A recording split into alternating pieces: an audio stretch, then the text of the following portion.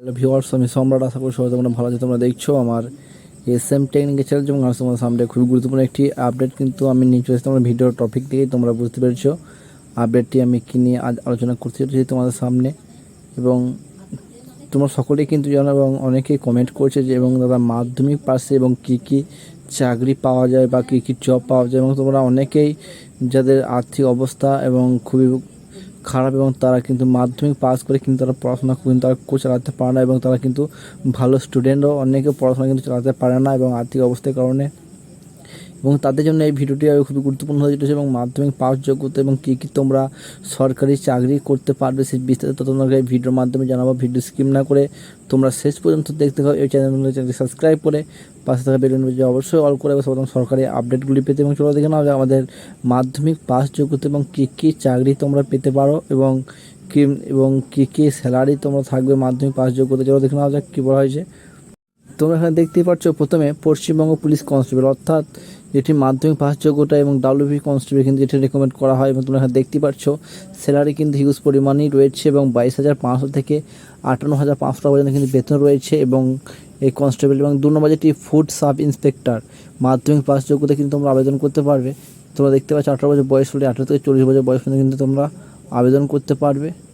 এবং তারপরে তুমি গ্রামীণ ডাকঘর অর্থাৎ পোস্ট অফিসে কিন্তু মাধ্যমিক পাস যোগ্যতা কিন্তু তোমরা আবেদন করতে পারবে। এবং এখানেও কিন্তু স্যালারি খুবই ভালো রয়েছে, 24,700 টাকা পর্যন্ত কিন্তু স্যালারি রয়েছে। এবং যদি 4 নম্বর গ্রুপ ডি অর্থাৎ রেলওয়ে গ্রুপ ডি কিন্তু তোমরা মাধ্যমিক পাস যোগ্যতা আবেদন করতে পারবে এবং 18 বছর বয়স হলেই কিন্তু আবেদন করতে পারবে। এবং তারপরে তুমি হচ্ছে 5 নম্বর কলকাতা পুলিশ কনস্টেবলে কিন্তু তোমরা আবেদন করতে পারবে এবং মাধ্যমিক পাস যোগ্যতায়। এবং এখানেও কিন্তু স্যালারি খুবই হিউজ পরিমাণ রয়েছে এবং 18,500 টাকা পর্যন্ত কিন্তু লাস্ট স্যালারি রয়েছে এবং তোমরা এখানে দেখতেই পাচ্ছ।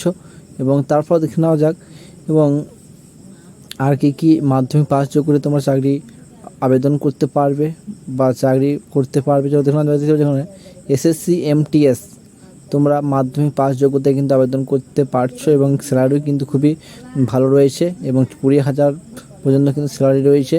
এবং তারপর দেখে নেওয়া যাক এবং কৃষি প্রযুক্তি সহায়ক, এটা কিন্তু ওয়েস্ট বেঙ্গলে কিন্তু স্টেট লেভেলে কিন্তু এটা চাকরি এবং তোমরা এখানে দেখতে পাচ্ছ।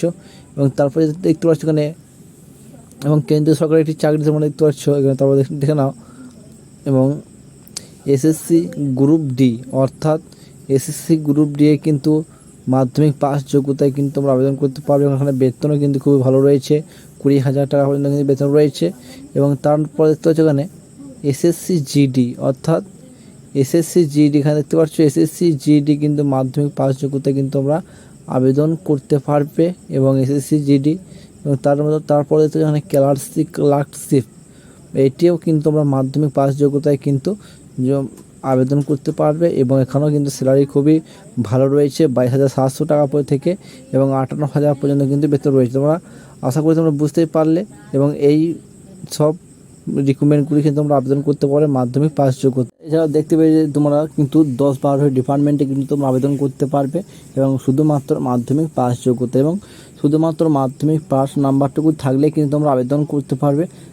ভালো থাকবে, সুস্থ থাকবে, দেখা যাবে নেক্সট ভিডিওতে। আর এই ধরনের আপডেটগুলি চ্যানেলকে অবশ্যই সাবস্ক্রাইব করো, পাশে অবশ্যই